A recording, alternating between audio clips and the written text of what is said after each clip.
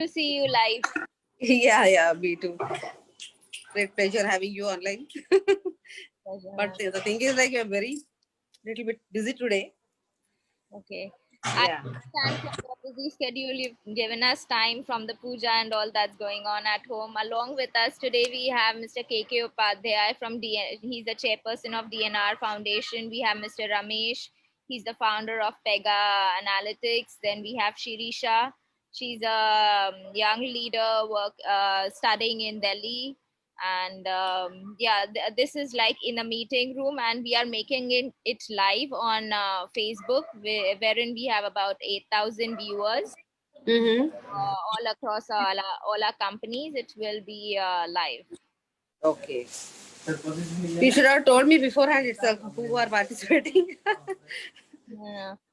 But the questions would be the same that I have already shared with you, and then we would have more questions from our panel. Okay. Welcome to our show. So, this is Youth Questions, which is an initiative of Digital Parliament by Ekja Foundation, and is being supported or backed by International Institute for CSR and ED Times, which is the largest portal for youth blogging. So today we have with us a lady coming from a very humble background, entering into politics and climbing up the ladder.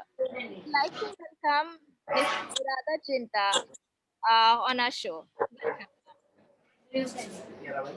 Thank you. So, ma'am, how did you? What is your journey of life? How did you get into politics? What was the inspiration?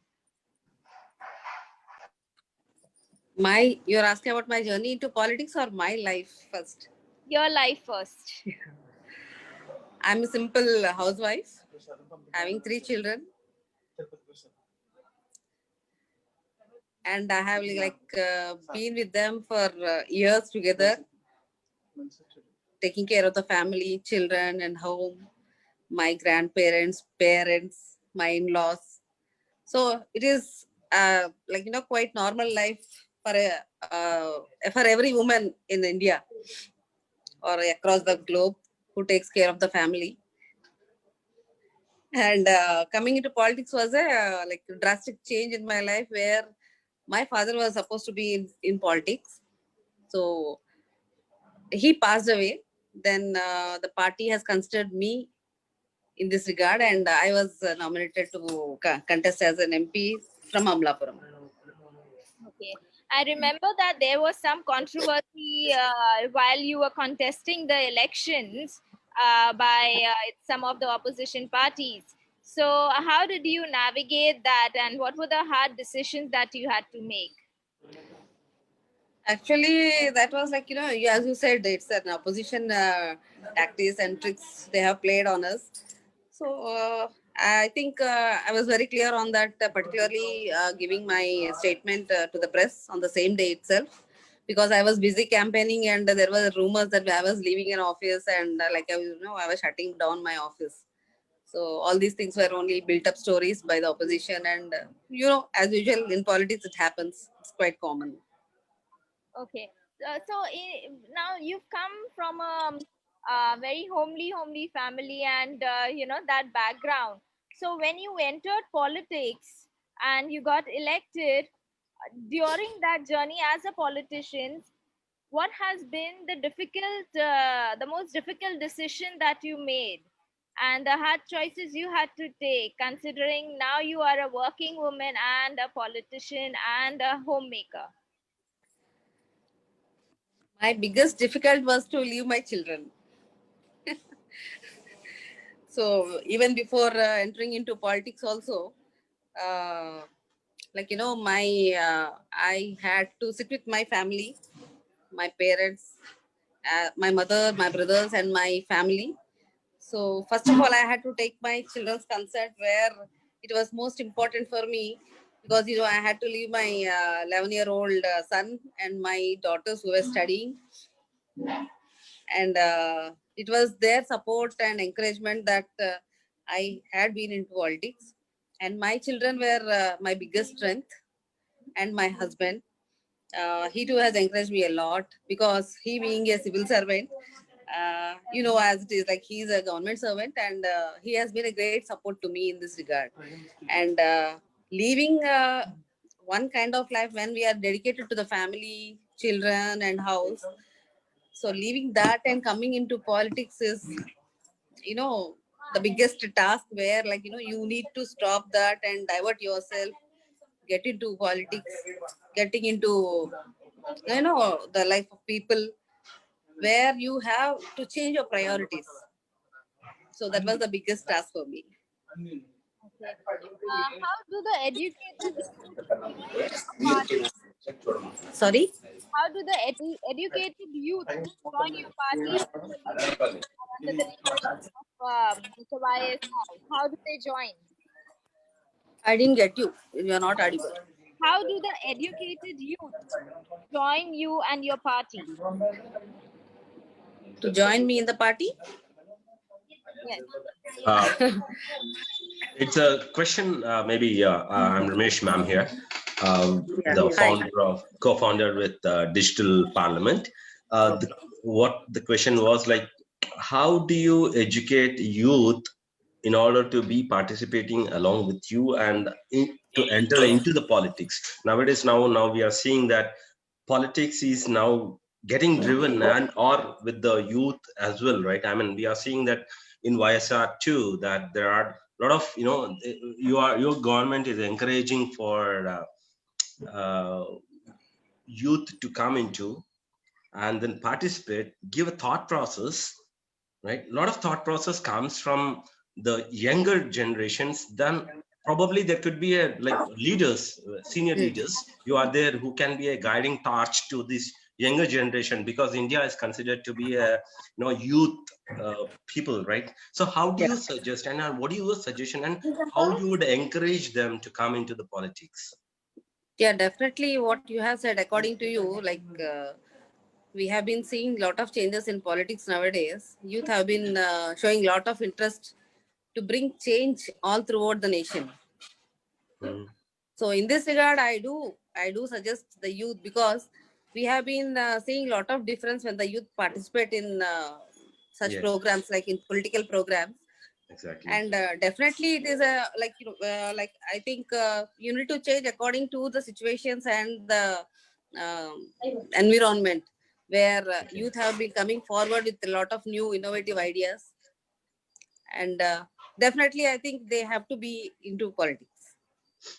How do you suggest? I mean, if I have to put it this way, like, say, if a person, okay, a guy who is who is passionate towards politics or social service, now there would be a time. For example, say, don't take me wrong, ma'am.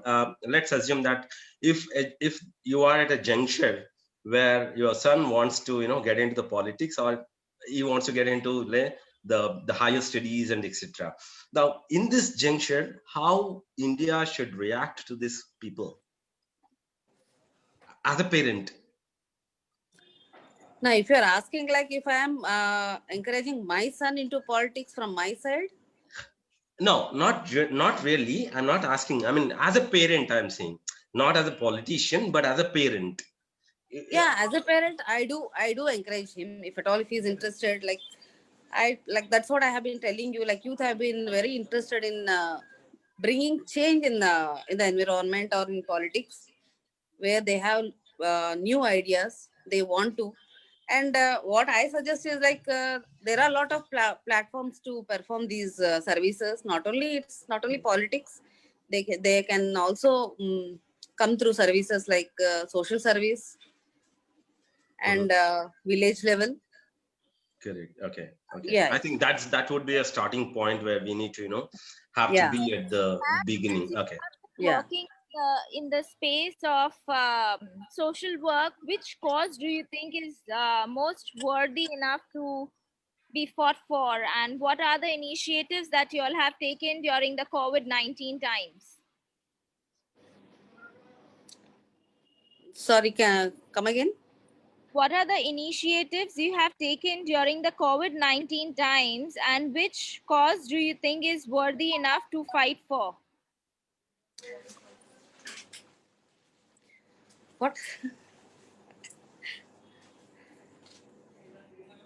I didn't understand your question actually. During COVID-19, the Yeah, present time, what initiatives have you all taken? COVID-19, right? Yeah. Yeah, we have been like, no, even all the politicians, I don't know about other states, but in respect to Andhra Pradesh, our CM has been very active in controlling this COVID 19. And we have been conducting a lot of tests and getting through the people with proper treatment. And I myself in my constituency, like I have been taking care of the people, like, people creating awareness in them to use sanitizers, masks, and maintain cleanliness. So these are the, and social distancing. These are the basic things which are very important during COVID-19. And the same way, the people also have been very supportive and responsive in this regard. Ma'am, sustainability and CSR activities from the corporates are complementary initiatives. Has there been any public private project, PPP model project executed in your area? Actually, CSR, yes, to some extent. But, Amlapuram Parliament having ONGC over here, and it's very sad to say that there is no initiative from them with the CSR activities. And we have been requesting them, but still they have, like, lagged in their responsibility. So I have to say there is no initiative from their side except from GAIL and Oil India. Ma'am, I would definitely convey the message to them. Ma'am, what obstacles did you face as a woman leader in politics, in the male dominated politics, and what are your learnings from each experience? As a woman, I have not faced till today, because in my party with the male um, hmm? No, colleagues. Are you there? Yes, ma'am, I'm here. Yeah. Even though we are 22 members from our state, we are only 4 women from our party, and the rest of them are male colleagues, where we have never faced any difficulty being females with them, because till today we have been getting their support in all ways, like whether it is from a floor leader or our colleagues or anybody. Till today, I have not faced that domination from them or any difficulty from them being a female. Ma'am, during the COVID-19 times that we are living in, digital tools are coming up, like digital parliament.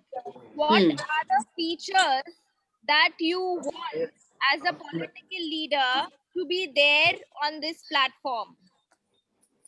What features would you like to have on an app, digital parliament, to be there on this app that will help you to reach out to more masses?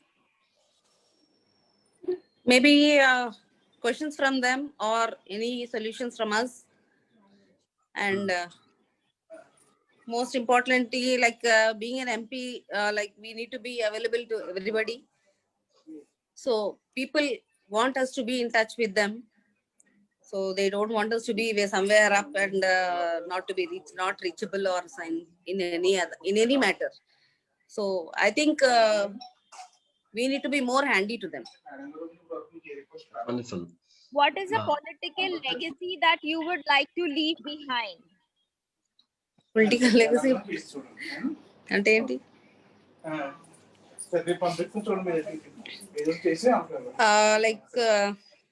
One thing is like more women empowerment should be encouraged,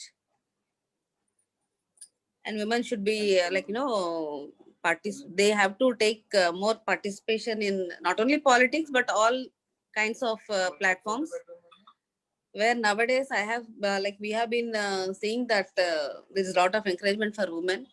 And if you see at our state, our honorable CM, he himself has been allocating 50% of reservation to women in all sectors, all grounds, including the temple committees also.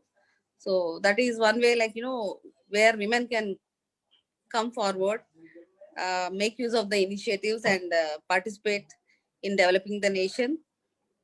That is what. Wonderful, ma'am. Wonderful. On this note, I would request my colleague panelist to come forth and ask questions. Namaskar, madam. Namaste. Namaste. Namaste. So nice to hear you. Thank you. My question to you, I come from NGO sector. Okay.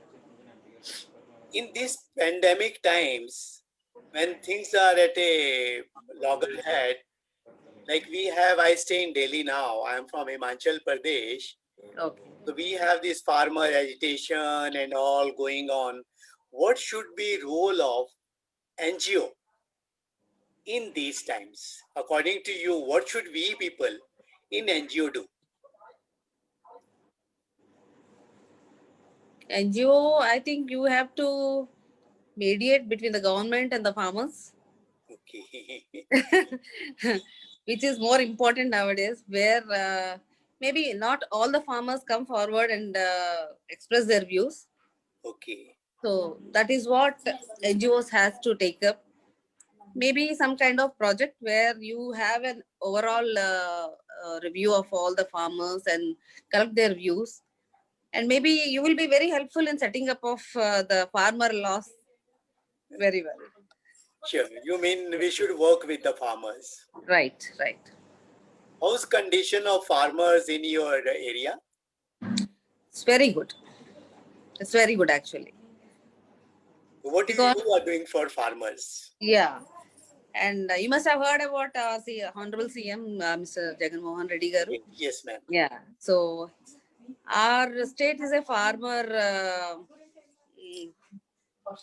We have been taking initiatives for the development of the farmer, Sure. where, as you know, like the central government has been supporting the state, all the states with 6,000 rupees for the farmer.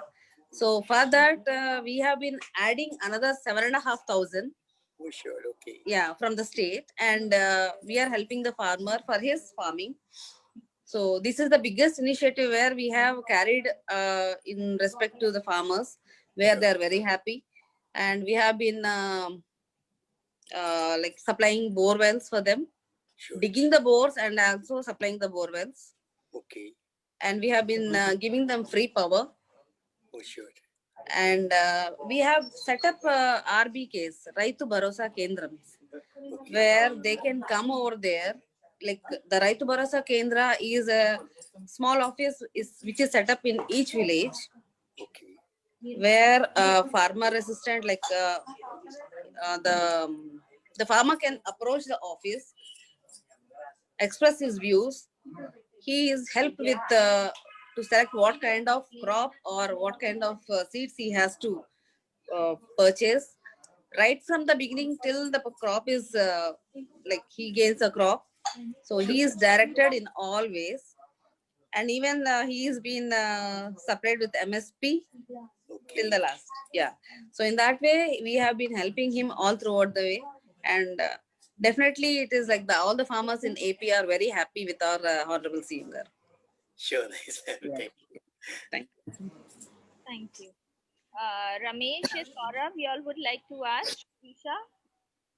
Yeah, ma'am. Ramesh here again. Yes. The initiative which you have just mentioned, I was just trying to analyze that concept. So, do you see any challenge in getting the information? Okay, top-down approach, that is very wonderful, because whenever the CM Jagan Mohan Garu takes initiatives, it goes down. But how about the bottom-up approach? Meaning, how do you get the data, or how do you analyze like what's happening at the ground level? Do you see any gap there? Meaning, when I say gap, in terms of understanding them, in terms of the way we can have a direct relationship. Do you do you think that maybe we need to digitize this model where we can get to know not only from the bottom up approach, even there is a clear top down of sorry, bottom up approach as well? Do you You see mean a to say, gap, and do you see a gap, and then do you think that we should have a model in place? you mean to say regarding farmers? Not just farmers, not specifically to the farmers. Let's say you are moving from one location to the other location in your constituency. You might be moving from one location to other location, and that you wanted to understand what's happening in this particular constituency. How many, say, MLAs are there? Because that's assemblies, right? Again, a Yeah. constituency will be a group of assemblies. Now you wanted to understand like who are the influencers there. How do you get the data? How do you you might be getting this stuff by all different means and methods. Do you think that there should be a mechanism? Do you feel a need, first of all? Do you need a need for that mechanism which will consolidate this information and brings top to you itself directly within the system? Do you see any gap, and do you see a need for this here? No, no, actually, the thing is like, yes, we had a need for this. As you said, like the need for knowing the information and getting into activities is most required. And in the same process, after YSRCP has won the election, our Honorable CM Sir has implemented one system of volunteer system. Yeah. Yes, So, exactly. yeah. So the volunteer system, we have a few volunteers in a particular village. Each village has a volunteer system where one volunteer is assigned with 50 families. Okay. So Wonderful. the responsibility of the 50 family is given to this one volunteer, where he is supposed to take care of the ration cards, the pensions, the schemes, Yeah. and everything. So Okay. there is no need to we have developed a system in such a way that the villagers who are at home, the services are rendered at their houses, at their Okay. doorstep. Great. So in that way, we are like always with the information that what is happening in a particular constituency, and the MLA, the MP, and the other leaders are always aware of what is happening. And even though whatever schemes we have been launching for the poor or the weaker sections, so everything is carried out in a systematic way through these volunteers. Okay. And Okay. yeah. And this information is available at the tip of your fingers right Yes. away, right now. Yeah. Okay, great. Okay. So this is where even, the digital parliament comes into the picture. We would encourage you and even the others, like basically like if you wanted to understand, hey, what's happening in this one particular area or one particular division, who is the influencer, who influences this particular village, like village councillor is there, or as you said, village torch bearer is there, and he feeds data, and it comes tip of your on in your gadgets directly. So that's the mechanism primarily what the digital parliament is all about. So it also talks about, and at the same time there could be multiple, like say there are some contributions who wanted to give towards this particular party or the leader. Now how do we do this? Probably this is another mechanism we will bring into, and then have an influencers and the contributors, and making that unions, etc. So that's a information that is available, consolidated information and apt information. And then if you want, let's assume that you are doing a padayatra, and then you move to the one particular village. Now you wanted to understand the insights of this village, right? So immediately this app gives you that information because it has already captured that information, Right. with the data, with the analytics. So that's what is all about the digital parliament. Okay. I hope Okay. we would definitely, ma'am, it would be a privilege for us if we can encourage our product to have a look at it and then understand and how we can take it more, I mean, deeper roots, so that we can digitize this completely entire the gamut of your information. I Okay. understand that yes, you do have the entire bigger systems, but Hmm. it is like from the bottom up approach data that's more important for us, Okay. and obviously for you, right? So this is what we Yeah. can probably Okay. Okay. wanted to mention. Fine. Thank you, Ramesh, for all the insights. Shirisha, would you have a question? Yeah, first of all, good evening to all of you. So, lots of hot topics we discussed on, like farmers' bills and the youth and the politics. But one thing that intrigued me, or I wanted to ask you that there has been an influence of your father, ma'am, of you being in politics. But what was your, the inner force that made you to join politics, or to, to do it as an instance, like you were doing it? Yeah, as I told you, my father was into politics. So it was his last wish that he has to get into this, and then he was like, like what to say? He wanted to win the election and become an MLA or MP, whatever it is.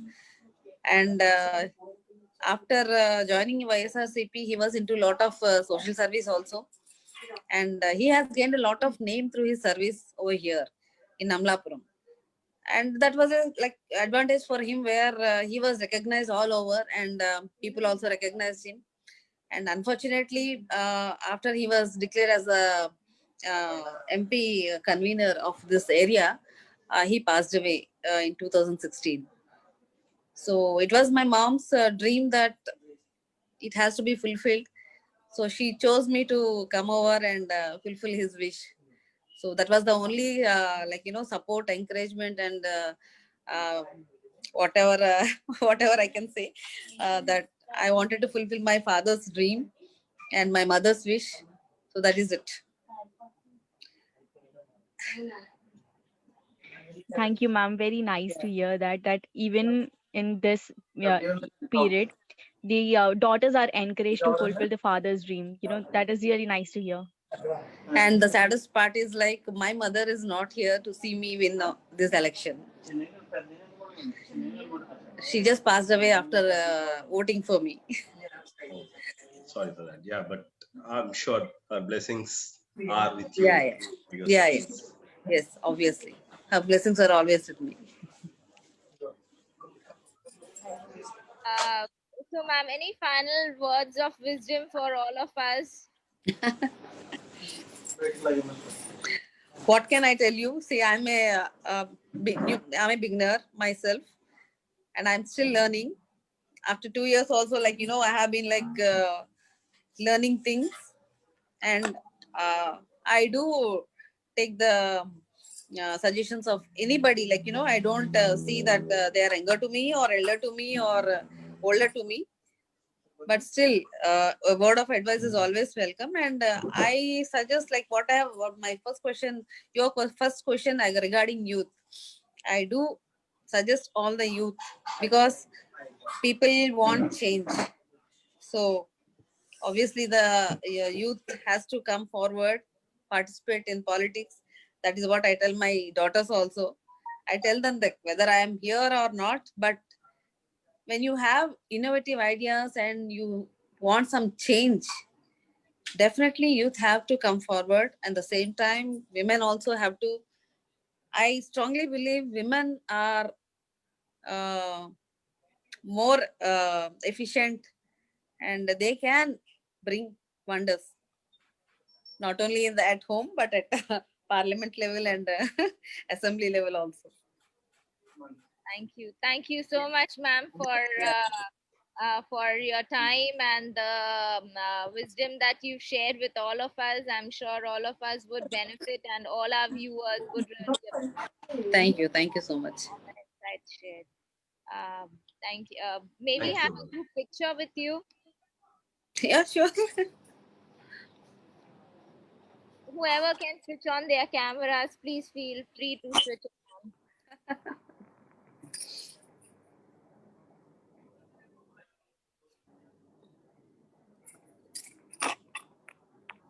Thank you so much, ma'am. It was a Most pleasure. welcome. Most welcome.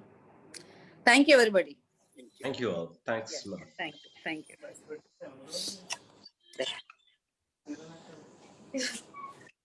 Huh? First? Certain.